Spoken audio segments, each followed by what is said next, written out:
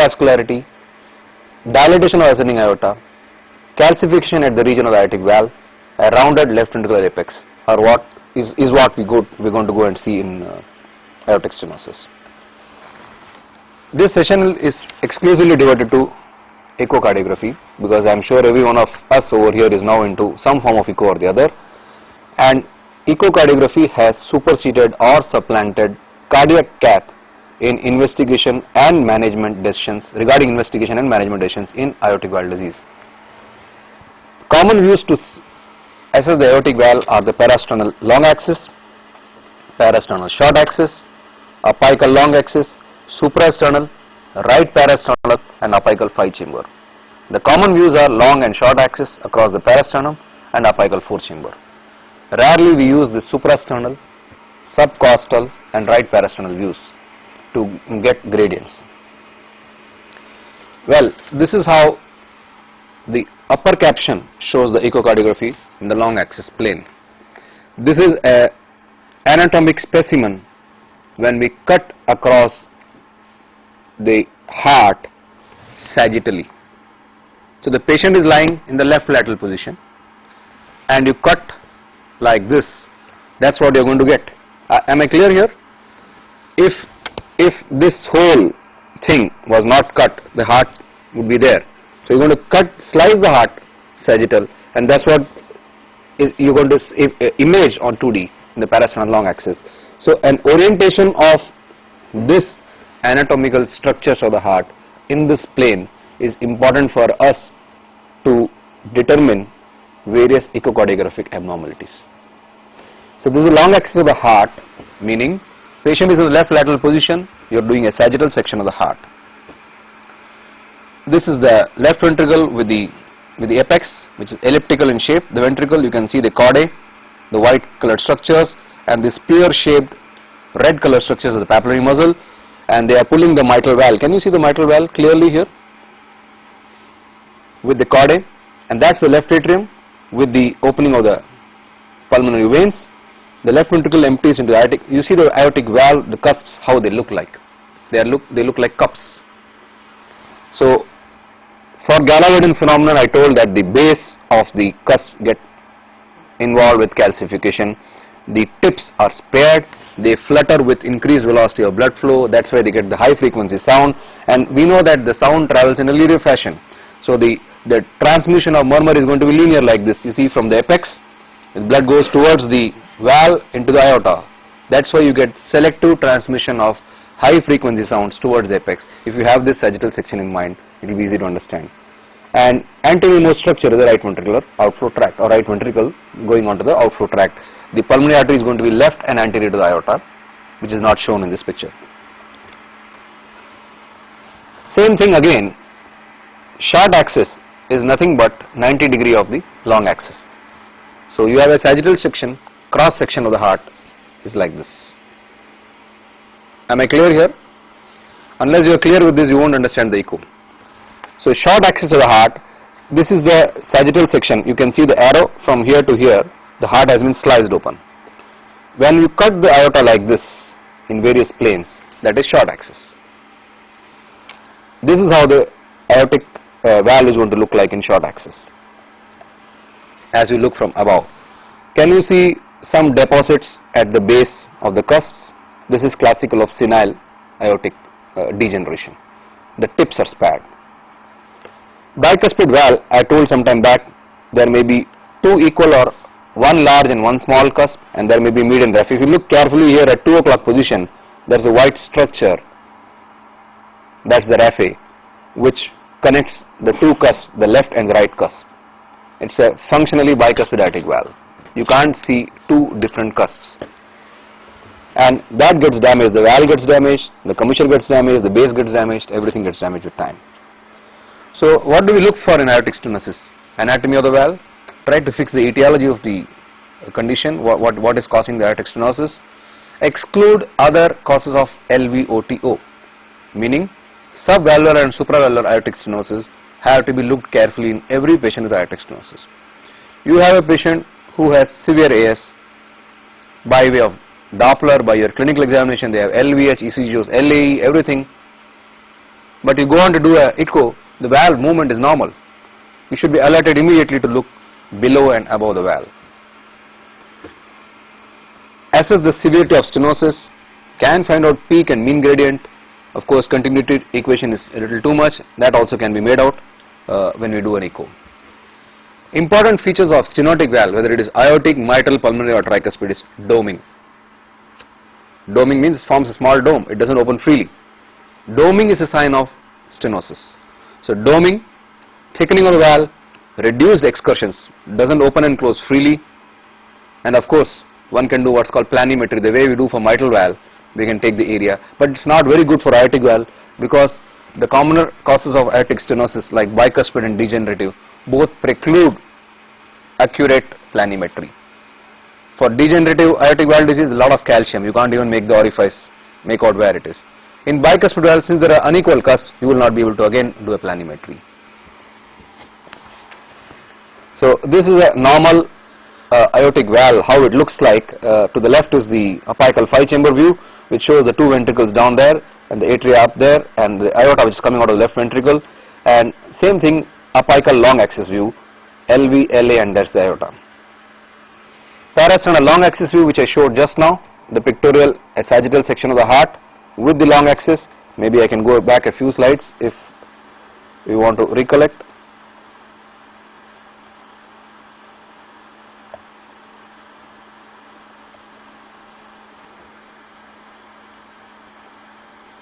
This is the sagittal section. You have this in mind, same thing you are going to say, similar is going to be the echocardiography appearance.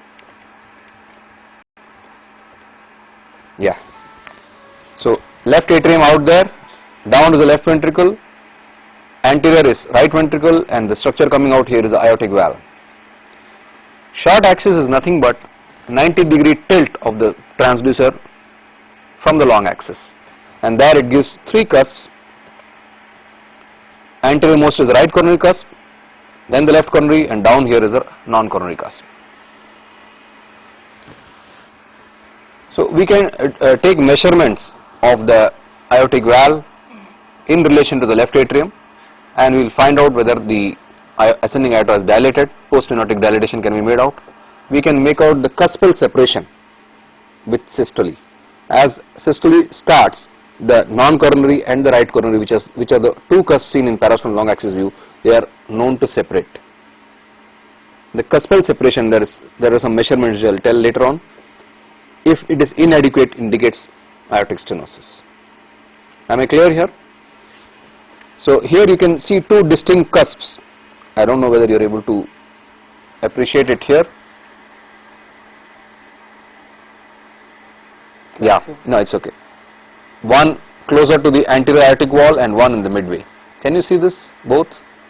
These are aortic cusp separation. One can measure the cuspal separation to find out whether there is aortic stenosis. So maximal aortic cusp separation should be, usually it is 15 mm and above. So when we measure the M mode left atrium aorta measurements, the left atrium is always measured along with the aorta for 2 reasons. One, it is closer there, and 2, it is the reference. The normal left atrial dimension in a healthy young adult male should not exceed 45 mm. It always depends on the body surface area. When you have more than 2/3 of that, that is 35 mm or more, it indicates the ascending aorta is dilated. Okay? If someone has a LA of 40, if you get an ascending aorta measured 32, that means that ascending aorta is dilated. Immediately your mind should click and start looking. And you should look for the cuspal separation. If it is 15 mm or more, that means there is no significant aortic stenosis. Less than 8 mm is a sign of severe aortic stenosis. And when you have, see, the predictive value of a greater cuspal separation is more than a lesser cuspal separation. If the cusp is separated well, if you have 13 mm or more, mild AS is more likely. Vis-a-vis, when the cuspal separation is less, that is 8 mm or less, we can only say severe aortic stenosis is likely. The limitations of this M mode or motion mode or measurement mode is the M mode line transects only the right and non-coronary cusp. So we do not have any idea about the mobility of the left coronary cusp. the valve separation in a calcified valve may not be very well seen. That's what I said. A well separated valve indicates a milder problem. A very less separated valve does not mean that the valve is severely stenotic, because it may be heavily calcified. You may not be able to make out the movement of the valve. So a normal aortic valve is imaged from various positions. You can see from here, this is the left ventricle, and that thick structure and that gush of blood across the valve is the arrow which is pointing towards the aortic valve and the ascending aorta. The line of direction of blood flow can be imaged from the apex out here, through the subcostal region here, the right parasternal here, the suprasternal area here, and the left parasternal. Is it clear? Because if you do not get sufficient gradient to confirm your clinical suspicion of severe aortic stenosis, you should not let go of the patient. You are supposed to check other areas and try to get gradients.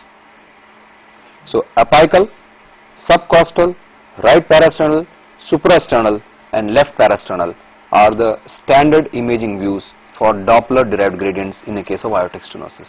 So if you do an apical 4 or 5 chamber view, do not get the required gradient to quantify it as severe AS, despite a very strong clinical suspicion with ECG and X-ray suggestive. Why I am telling suggestive is cath has been given away. Today it's all echo for diagnosis of aortic stenosis. So every one of us here should know echocardiographic assessment of aortic valve. So this is how a normal Doppler looks like. It's a apical 5 chamber view. The slide come. Yeah. And there is the Doppler sample volume or the cursor, and you get a below the baseline because the blood is going to flow away from the transducer. The transducer is at the apex, blood is going towards the aorta. So all signals which are going away from the transducer are depicted below the line. This standard ultrasound configurations. A quick glance to the right will give you the velocities, and we see here that the velocity is less than 1 meter per second, which is normal. As the velocity increases, if you get a curve which is touching 4, it indicates a significant AS. So at one glance we can make out, but you can't still make out whether the AS is at the valvular level or subvalvular level or supravalvular level. So we use what is called the 5 chamber view. We do a 4 chamber and open the aorta. There is a special probe called PDOF probe, where you don't get any images, but it picks up the Doppler signals very well. So when you don't get good images, we don't get good Doppler signals on standard 2D imaging, don't hesitate to use the PDOF probe, which is an accompaniment with most machines. And of course, as I said earlier, suprasternal view should also be seen. There are various types of gradients, peak, mean, but important point to remember is this Doppler what we do, it tends to overestimate the gradient compared to cath lab. Meaning, if you do echo of a patient with severe AS, if he has a peak gradient of 80, it does not mean that it's a real value 80. It may be 70 or even 60 when you do a cath derived gradient. When you put a catheter in the left ventricle and pull it back into the aorta, the difference in the pressure between the LV and aorta may be 60 and not 80. So Doppler tends to overestimate because we are seldom able to align the blood flow velocity with the Doppler signal. However, a mean gradient is found to be a better predictor. It tends to correlate with cath derived gradients. As I said earlier, if the gradient tends to be underestimated if the Doppler beam is not placed parallel to the velocity jet. It tends to be overestimated when you have associated AR or subvalvular obstruction, because there is going to be flow acceleration closer to the valve. So it will increase the velocity of flow at the valvular level when the stenosis is not severe, and it can overestimate the gradient. Important point to remember here is, with onset of left ventricular systolic dysfunction, since the ventricle is not going to contract vigorously, it is going to pump blood less efficiently. The blood flow across the stenotic aortic valve is going to be lower, the velocities are going to be lower. One tends to underestimate the gradient. The stenosis may be severe, but the gradient, the value may be less, and we will tend to underestimate the severity of aortic stenosis. So there are ways and means to find out aortic valve area. best is to do gradient. I told earlier that planimetry of the aortic valve is not great because of heavy calcification, but these are all too complex. I am not going to go into this. When we have increased gradient, other than the valve, we can have subvalvular. This is a transesophageal echo. You can see this degree is given here. That's the aorta, left ventricle and left atrium, and there is a ridge-shaped structure underneath the valve. The gradient, if it is more, the valve is normal, you should look carefully below the valve. Again, when we have a normal shaped valve, everything is normal but the gradient is high. Subvalvular and supravalvular are all normal. Look carefully into the number of cusps. This is a very, very rare entity when patient can have only one cusp. There is a single cusp and there is a perforation inside the cusp. So unicuspid valve is a cause for severe aortic stenosis. It usually presents in very early in life. So this is a transesophageal appearance of a normal aortic valve. You see this line of commissural fusion where the three commissures meet is just a simple line. And when the valve becomes thick, this line becomes thicker. So it's a two-dimensional. This LCC represents left coronary cusp, RCC is right, and NCC is non-coronary cusp. So this is what happens when we have degenerated aortic valve. You see, heavily calcified. You don't see that faint line of the cusp on echocardiography. It's thick. If you do an M mode here, you will not be able to make out the cuspal separation. You're going to get so many lines. So a very well mobile and separated cusp of the right of the NCC and RCC indicates that mild AS. But here we are quite sure that the valve is severely stenotic because there is hardly any way the blood is going to go. Compare the valve with the mitral valve here, how thick it has become. So two-dimensional appreciation of this aortic valve is very important. And same when we do a short axis, we can't figure out. So where do I do a planimetry? That's why we rely on gradient. Okay. So here you see all the three cusps are heavily calcified. You can't make out anything. It's all shaggy and calcific. Bicuspid aortic valve, like what I showed in the morning, the cut section of the heart, the aorta from above, there are only two cusps. Again, in short axis you will see two cusps, one faint line here, that's one cusp, and lower down one more cusp. The line of fusion is horizontal. Sometimes it can be vertical also. So how do we grade valvular AS severity? Based on the area of the valve. Again, it's difficult because most often it's heavily calcified. We go to peak velocity and peak gradient. How it is done? Normal valve area, if you are able to planimeter a valve without much calcification, normal valve area is 3 to 5 square centimeter. There are grades of severity based on this. Mild AS is 1 to 2 centimeter square, moderate AS is 0.75 to 1, and severe AS is less than 0.75 square centimeter.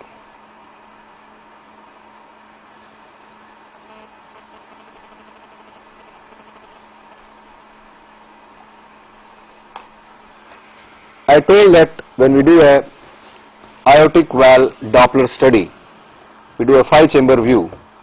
When we put the Doppler volume on the aortic valve and take the velocity, it usually is around 1 meter per second. The moment you get something like 4 meter per second, there is a scale on the right side which will depict that velocity. It indicates severe AS. Very simple. Because the value, the formula for determining pressure gradient between two chambers P is equal to 4 into V square, where V stands for the velocity. So if you have a velocity of 4 square is 16, 4 into 16 will be 64. That qualifies as severe gradient, severe aortic stenosis. Alright? Sir, is it happen like this? Sometimes according to the bulb area it is showing moderate, but according to the peak velocity measurement it is seeing severe. Sure, it happens. So which indicator should we take normally? If it is a degenerated aortic valve, we rely more on the velocities and gradients, because we are not able to planimeter the valve properly. Okay. So if it is a bicuspid valve, then you may have to do other such things. You need to have indirect indicators like left ventricular hypertrophy, post-stenotic dilatation of ascending aorta, have the valve area in mind, have the velocity and gradient in mind before you make a diagnosis of severe AS.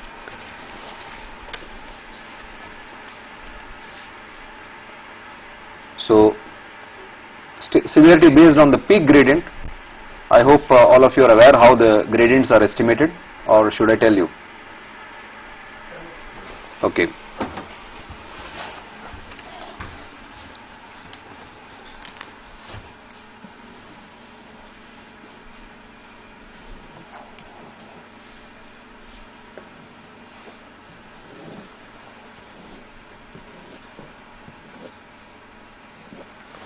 These are the two ventricles, and that's the apex of the heart, and our transducer is kept here.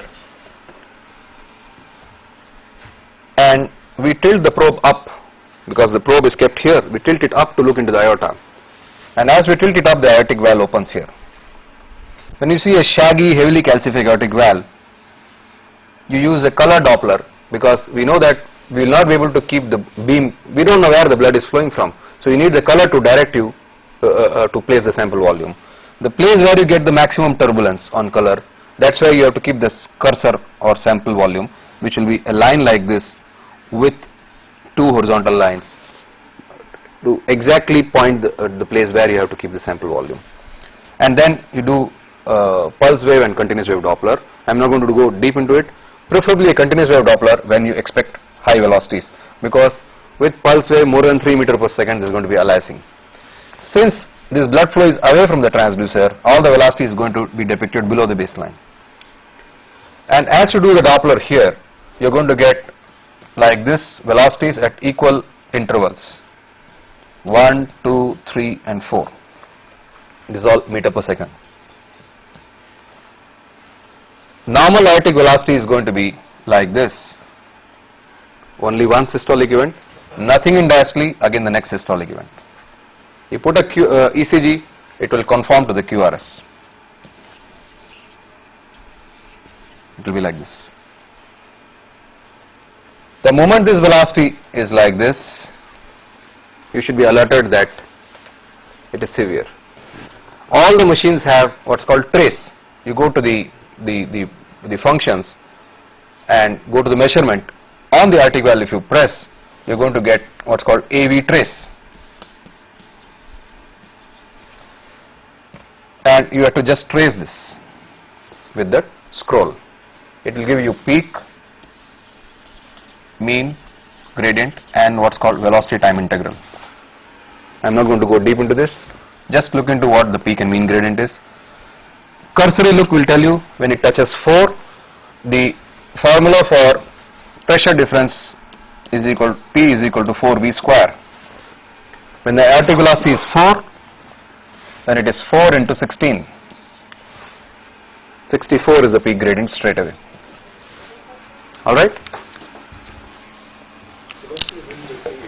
Yeah. It's not always homogeneous. There's a central homogeneous core, and there can be some feathering. Do we take the feathering in the face, or should we take the more? Sorry, come again. I didn't get you. So once we are doing the trace on this, what we are getting the gradient as such, there's a central homogeneous core which is dense. And then they can be... No, you have to take a perfect envelope. That's why I said please take the help of color. This problem will occur when there is unequal opening of the two cusps. And the blood flow may be like this.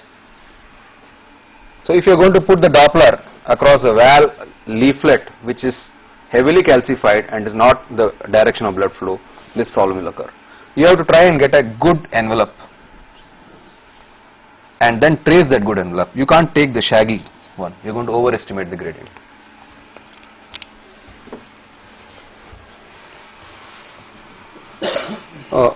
Based on the mean gradient, mild aortic stenosis is going to be less than 30. So as you trace this aortic valve envelope, a peak gradient of 75, however these have been revised now, they say more than 60 is significant AS, and a mean gradient more than 45. As you trace it, it will give you. All the machines today are computerized and they give you the value immediately. You don't have to sit and write 4V square and all that. Mean for 3 successive beats is taken, 3 peak gradients are successively taken, and they are calibrated that way to show you the report. So echocardiographic criteria of severe aortic stenosis: a peak velocity greater than 4 meter per second, mean gradient greater than 50, valve area less than 0.75, and there's something called LVOT to AVVTI. This I told in the morning also. I'll go back again for those of you who were not there.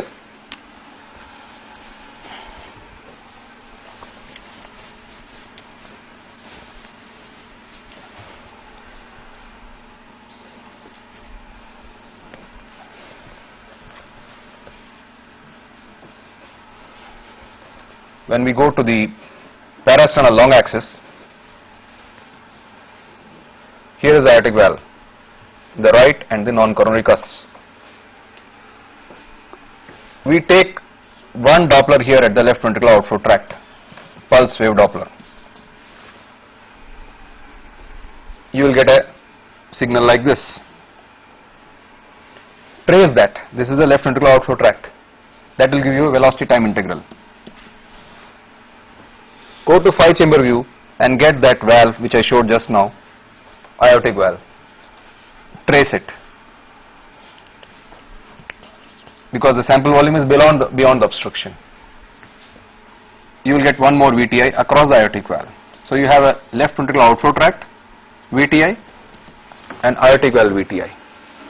The ratio of these two should be less than 0.2, meaning if you have, say, velocity of 40 here before the obstruction, we know that any point of obstruction, I told the example of a hose pipe, when we just press, the velocity increases. Similarly, when there is obstruction, the velocity beyond that obstruction is going to be higher, much more faster. So blood is going to be at higher velocity here.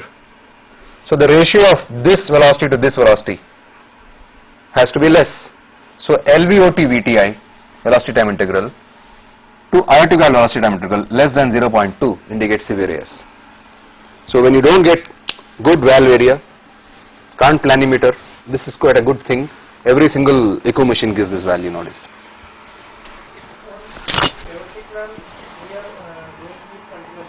Yeah, because the velocity is going to be high. It has to be pulse, because you won't get a good trace otherwise. Anything where the velocity is greater than 3, pulse wave is not going to be useful. Valvular aortic stenosis, sometimes, as I said, rheumatic AS and AR may coexist. So you may get a systolic event like this, the arrow, and that diastolic regurgitation above the baseline. Why diastolic is above the baseline? Very simple.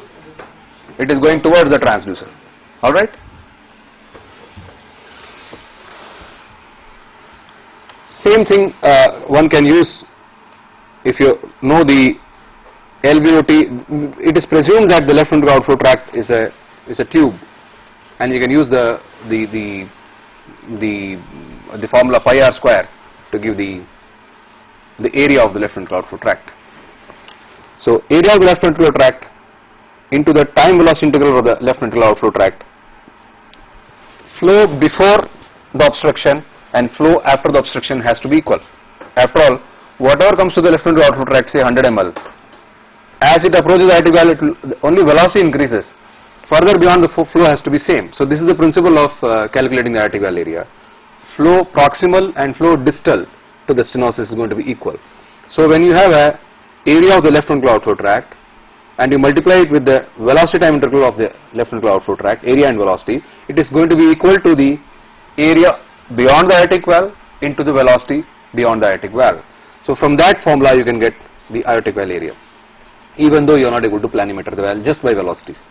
Am I clear here? I think I may have to rush. There are many more slides. Okay.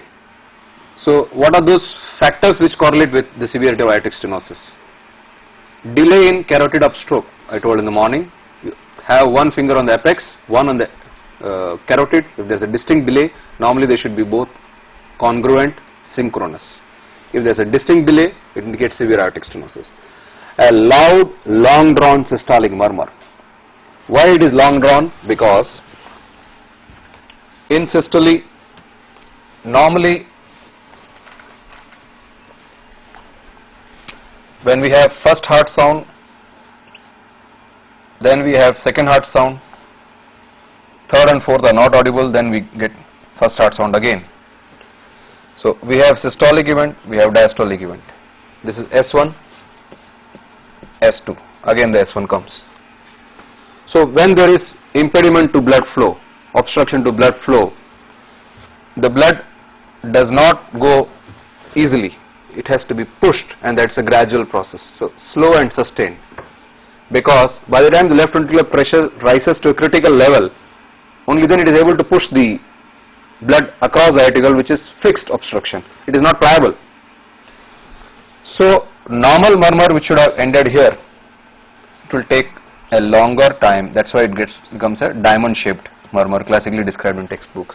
However, it will fall well short of the second heart sound. It should never be mistaken for a pansystolic murmur. S2 compresses A2 and P2.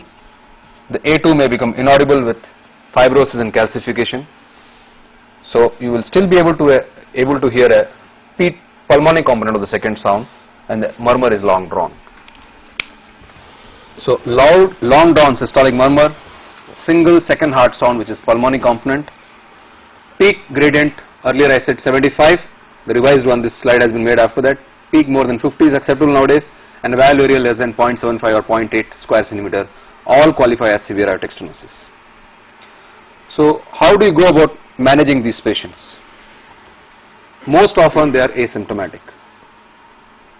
If it is on a functionally bicuspid valve, for 30 or 40 years the patient is not going to have any symptoms. It will be an incidental pick up by one of the GPs, because the ventricle has enough time to adjust to that wear and tear. It's a gradually increasing obstruction. They are advised to report promptly with the onset of symptoms of angina, syncope or dyspnea. We know that the natural history with the onset of angina is 5-year survival, with syncope it's 3 years, with dyspnea it is 2 years. Maybe you can remember as ASD 5, 3 and 2. Prohibit vigorous athletic and physical activity, because the gradients are known to increase at the rate of 4 to 8 millimeter mercury per year. For someone whose peak gradient today is 44, next year it may become as high as 52 or as low as 48, 4 to 8 millimeter. 4 years down the line, you will qualify as severe AS. So avoid heavy exertion in those where you expect moderate or severe stenosis. This question was asked in the morning. Do you do exercise stress test in aortic stenosis? Yes, when the stenosis is moderate in character, not when it is severe, because we are going to prohibit severe exertion. We are not sure whether the symptoms the patient has can be ascribed to the aortic stenosis. So unmasking the symptoms, treadmill can be done, that too in moderate AS, not in severe AS. What happens when we have LV dysfunction? The ventricle cannot pump efficiently because it is dysfunctional. What was a supernormal left ventricle to begin with has failed. So there is less blood flow from the ventricle across the valve into the aorta. The velocity is going to be low. So you tend to underestimate the stenosis of the valve based on velocity and gradients. Here you may do a dobutamine stress echo to increase the pumping efficiency of the ventricle, to increase the velocity, to increase the gradient. Watch just to unmask that hidden increased velocity and gradient. Am I clear here? For all patients who are symptomatic, angina, dyspnea or syncope, early aortic valve replacement, and we resort to balloon aortic valvotomy in children and young adults, not in elderly, because in elderly the rates of restenosis is as high as 50% at 6 months. Meaning, if you go ahead and do balloon aortic valvotomy in a 60-year-old man with severe AS, within 6 months he is going to come back with severe AS. It is not going to relieve him of the symptoms. This has been found in many studies. So this form of therapy is reserved for children with severe AS, children and young adults, or in patients who have cardiogenic shock, whose pulse and BP is not recordable. There is hardly any cardiac output. They are high surgical risk. You can't put them on cardiopulmonary bypass. Yes, you can do balloon aortic valvotomy, that too as a bridge to definitive treatment in the near future, because we know that within 6 months he is going to come back with restenosis. So in aortic stenosis in adults with cardiogenic shock as a bridge to surgery, and when there are severe comorbid conditions in the form of hepatic, renal failure and COPD which preclude use of general anesthesia, again a BAV balloon aortic valvotomy can be a bailout procedure. Thank you very much. Sir, I think if person is having aortic stenosis and doesn't have any symptoms, like whatever symptoms you said, angina or dyspnea, so we are not going to go for any active kind of intervention. We are just asking for follow-up. Yeah. Follow-up, because the gradient increases the rate of 4 to 8 millimeter mercury per year. A gradient of 70 millimeter per mercury may be acceptable, but not a gradient of 110, because the person is not going to lead a sedentary life. Sometimes he is going to run and catch a bus. Sometimes his adrenergic drive is going to be more. He may be stressed. He may have emotional exertion. Yeah. So we cannot wait for that one day for him to have heart failure. Plus, the compliance of the ventricle with time is going to go down. It is going to become dysfunctional, systolic also. To begin with diastolic, with time it is going to become systolic dysfunction also. So the timing of intervention is going to be critical. If he is symptomatic, there is no confusion in our mind. Yeah. If it's not symptomatic, if the rate of progression of gradient is pretty much fast, then we have to intervene early. Thank you, sir. You can ask in mic.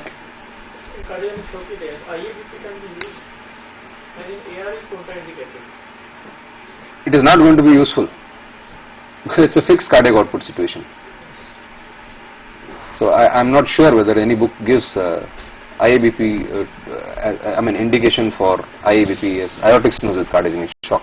The only known treatment for this is aortic valve replacement. The important point to remember here is, for occult heart failure, when we do not get any other etiology, we can't fix the etiology, one should always suspect severe aortic stenosis in the background. And these are the patients, almost all of them invariably do well after surgery. Occult heart failure due to aortic stenosis, even if the EF is 20, you go ahead and operate, 6 months down the line the EF will improve to 60. And if the patient has comorbid conditions due to low output failure, patient has hepatic and renal dysfunction or COPD, can't do a AVR, do a balloon dilatation, bridge, let him come out of this and go for valve replacement surgery. Sir, one more thing is, suppose you said once person is developed angina, his survival rate is around 5 years, and along with you also suggest recommend for this bulb replacement. So after bulb replacement, how much this survival rate is? Is it going to be increased tremendously? Definitely. Or only increase little bit? No. If someone at the age of 50 is going to develop symptoms, the natural history is he is not going to live beyond 5 years. Yeah. But with valve replacement, he will live as long as the valve is going to work all right, unless he has some endocarditis or valve thrombosis. Yeah. That means that this treatment, whatever we suggested, it has got a tremendous effect on the quality of life. Absolutely. Absolutely. Yeah, that is why early initiations of the valve replacement is very much indicated. Valve replacement at the right time. Yeah.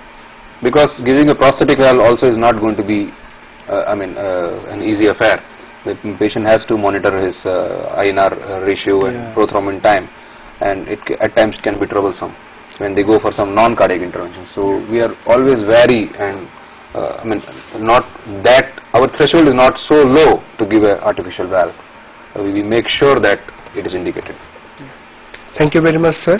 I think all of our students must be benefited by these discussions, but really don't know whether you have been benefited or not, because I never received any kind of suggestions or any kind of feedback from you. Anyhow, we have received from Ranchi Center that 5 students of the second year students are viewing this program, but still I am feeling why first year students are not participating in this program. Regarding the course material for the second year, actually I apologize regarding that, and we are in a constraint to provide you right now the second year course material, expecting that within 3 weeks we can able to provide the second year course material. And I am again requesting all of you to suggest us which are the topic you really want to learn in a very discussions manner or in a lecture manner or some kind of like in this teleconference way, so that we can arrange more teaching learning sessions. For that you need to be very much active. Right now whatever we give you, we suggest you topic, you just sit and watch. It should not be like this. You are the student, so you need to be very much active, and you have to show your interest. Then only we will think really our students is requiring that much. And saying this, I would like to end the sessions, and I would like to thanks to Dr. Jaishankar, who gave very brief discussions, very detailed discussions about this aortic stenosis. I would like to thanks to all our regional centers who have been making arrangement for our students to participate in this program. And at the last, I would like to give thanks to our EMPC team for making arrangement of all these discussions. And next month teleconference will be as usual in the last Saturday of the month. I think that is 29th of September. And by this word I would like to conclude this session. Thank you very much.